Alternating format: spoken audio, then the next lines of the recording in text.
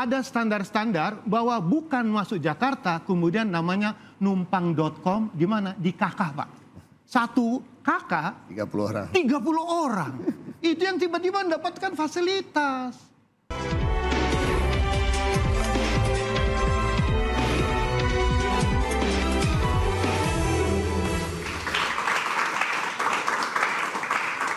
Mas Imam, apa yang bisa dilakukan oleh Pemprov DKI Jakarta untuk membantu Pemprov daerah lainnya supaya mereka-mereka yang datang dari daerah ini juga mempunyai keahlian dan bisa mengembangkan potensi mereka sendiri, Mas Imam? Ya.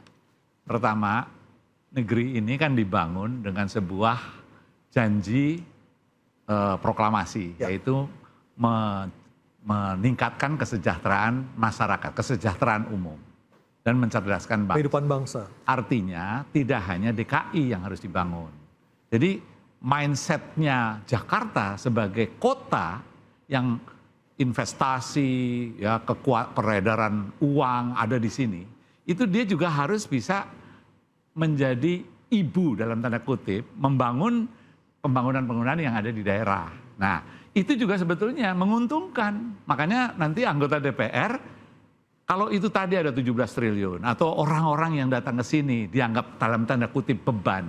Sebetulnya mereka ya yang terutama kalangan yang paling bawah, dia ke sini itu juga dengan segala resiko. Andainya ada dukungan dari pemerintah daerah, apalagi pemerintah Jakarta ikut menjadi fasilitator. Itu bentuknya transfer dana atau gimana, Mas Imam? Saya ngelihat program. Oh, program. Contoh aja lah dengan sekarang ini, kan ada makanan bergizi MBG. gratis ya. Kalau itu diterjemahkan di dalam upaya untuk community development, pembangunan komunitas, kemudian membangun ketahanan pangan keluarga, bukan food estate yang triliunan itu loh. Ya. Kemandirian pangan di tingkat keluarga dan tingkat komunitas. Orang nanti bekerja di situ. Yang penting dapur ngebul. Tanpa perlu datang ke Jakarta. Tanpa perlu datang, tapi semua program itu difasilitasi. Jadi Jakarta menjadi sister city. Berarti harus ada keikhlasan memberikan sebagian dari APBD itu ke daerah. Bukan hanya sekedar ikhlas, ini tanggung jawab moral, apalagi dulu ya sebagai ibu kota. Itu kan harus mendorong pengembangan kota-kota lain sehingga tidak timpang. Kalau selagi masih timpang, ya pasti orang akan datang ke sini. Nah, itu kan menyangkut otak. Nah, kalau otak kita nggak sampai ke situ, ya paling cuma ngusur-ngusur orang. Ya yang cilakannya kan yang diusir yang bawah terus, padahal dia ini orang yang paling menderita.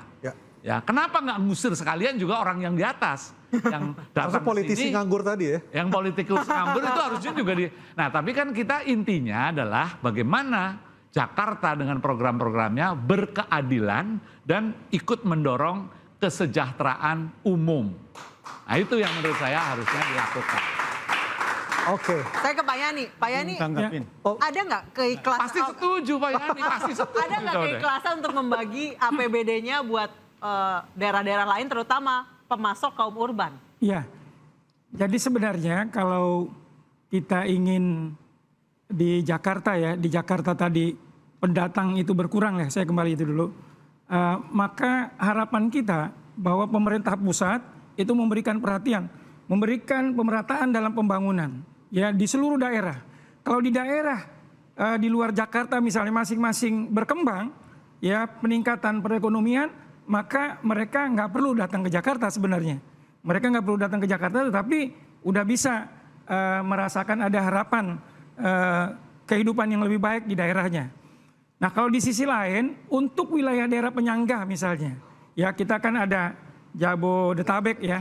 Nah, ini kan sebenarnya selama ini dari Pemprov DKI juga sudah memberikan beberapa hibah ke wilayah-wilayah itu. Nah, harapannya ya kalau ke depan kalau ada tadi undang-undang. Bukan satelit Pak Yani, lebih ke daerah-daerah pemasok kaum urban. Iya, sebenarnya kan pemasok kaum urban kan kalau kita lihat ya, ini kan tetangga juga, Depok, Bogor, Tangerang, Tangsel ya, kemudian Bekasi, kota Bekasi. Sebenarnya wilayah itu, paling walaupun ada juga ada dari Tegal, dari Brebes gitu ya, dari Pemalang. Nah tetapi yang paling utama mungkin yang bertetangga dulu ya, yang bertetangga, penyangga. Kita harapkan juga bahwa untuk di di wilayah penyangga itu di sana memang nanti ada pusat-pusat ekonomi baru yang memang kalau di sana hidup pusat-pusat ekonomi baru, warga tidak lagi ke Jakarta. Oke. Ya. Nah, saya kira ini juga jadi perhatian nanti dari Pemprov DKI karena kita ada aglomerasi ya, ada bantuan-bantuan untuk itu. Satelit juga kayaknya udah penuh nih Kang betul, silakan Kang Yayat. Gini, saya ingin memberikan masukan juga mengkritisi sedikit Pak terkait tentang kebijakan Pelatihan.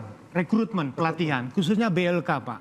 Oke. Kita tahu bahwa BLK itu biasanya sesudah melatih, tapi nextnya kita tidak tahu karena satu, mereka sudah dilatih tidak punya lapangan kerja atau sudah dilatih tidak mau disalurkan. Saran saya satu, BLK DKI jangan kalah dengan LPK Pak. Yang sekarang merekrut tenaga kerja sendiri, melatih sendiri, mendidik sendiri, kemudian mengirimkan langsung. Keluar negeri. Keluar negeri atau kemana saja. Ini fenomena ini yang sebetulnya agak sedikit masalah ketika mereka yang ikut LPK itu dibebani dengan biaya-biaya yang harus mereka keluarkan. Kemudian mereka juga harus membayar kepada agen-agennya. Itu fenomena sudah terjadi di mana-mana ketika masyarakat tidak mendapatkan kepastian. Jadi kita coba memberikan catatan berapa anggaran yang dikeluarkan untuk balai latihan kerja tersebut. Outputnya sama outcome-nya sama atau tidak. LPK lebih praktis Pak. Itu yang menjadi catatan kita.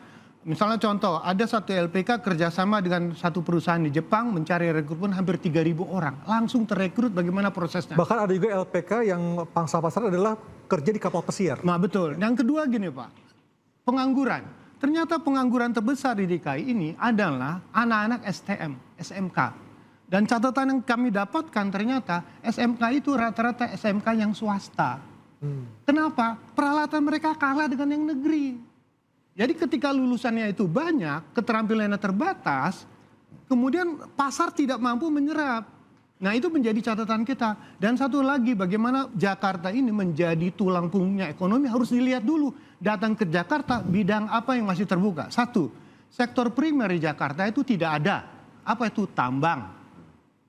Kemudian perkebunan, apa saja udah nggak ada. Sekarang sekundernya manufacture Pak. Manufacture sekarang drop Pak. Industri pengolahan tuh semakin drop, bahkan meninggalkan Jakarta untuk pindah ke daerah lain. Yang terjadi di Jakarta sekarang ini adalah tersiarisasi. Apa yang besar itu? Retail besar dan kecil. Yang online-online itu sama tuh. Reparasi sepeda motor yang hampir 18 juta. Otomatis apa? Kalau pasarnya ke situ seperti itu, gajinya cuma UMR semua, bahkan di bawah. Kalau di UMR, kalau seperti ini Jakarta sampai ke depan, sementara biaya hidup di Jakarta itu makin tinggi. Tinggi, 14 juta Pak. Jadi gaji kita ini tidak menolong masyarakat. Kecuali nanti tadi yang saya katakan ada 17 triliun anggaran untuk membantu mereka yang income-nya terbatas. Bayangkan UMP-nya 5,2. Ya. Mungkin tanggal 5, 2 minggu kemudian koma. Nah, artinya apa? Kita selama tidak merubah struktur income-nya, ketika lapangan kerjanya informal semua, tetap begini Pak. Justru yang kita tunggu adalah apa terobosan yang menuntut pekerjaannya bagus, gajinya tinggi. Kang Yayat, dengan kayak gini bisa nggak Jakarta jadi kota global? Nah, pertanyaan itu tadi, sekarang mulai dari mana? Kita mulai, sekarang DKI sedang menyusun perda, rancangan perda tentang kependudukan. Maka pertanyaan yang pertama, bagaimana tentang strata pendidikan di Jakarta? Apakah perlu suatu saat nanti syarat mendapatkan KTP Jakarta minimal SMA? Kalau masih SD SMP, Anda sekolah akselerasi, difasilitasi dananya. Kemudian yang harus punya keterampilan ditambahkan. Yang kedua ada segmennya, misalnya contoh, berapa tahun orang harus bisa dapatkan rumah susun? 2 tahun dulu jadi warga Jakarta. Pelatihan misalnya 5 tahun. Kemudian untuk mendapatkan bantuan sosial harus 10 tahun. 10 tahun tinggal di Jakarta. Ini kan menarik. Ada standar-standar bahwa bukan masuk Jakarta, kemudian namanya numpang.com, di mana? Di KK Pak. Satu KK 30 orang. 30 orang. Itu yang tiba-tiba mendapatkan fasilitas.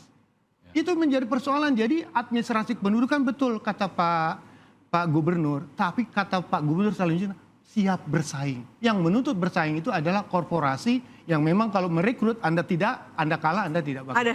Ada rencana pembatasan KK nggak sih? Oh pasti dong, pasti. Bahkan nanti kita kan ada melakukan banyak exercise ya, apa aja yang harus dibatasi. Bahkan kalau di negara-negara yang lebih maju misalnya ya, ada pembatasan. Let's say rumah itu luasnya 70 meter persegi, artinya hanya bisa ditempati oleh 4 orang. Nah ini juga sedang kita godok terus. Ya, karena- Apakah itu pembatasan terkait dengan luas rumah juga, luas bangunan itu juga bisa efektif untuk mengurangi tadi jumlah satu Ya, karena kakak. Satu lagi gini yang menarik, kita ingin membantu mereka di rumah susun sewa.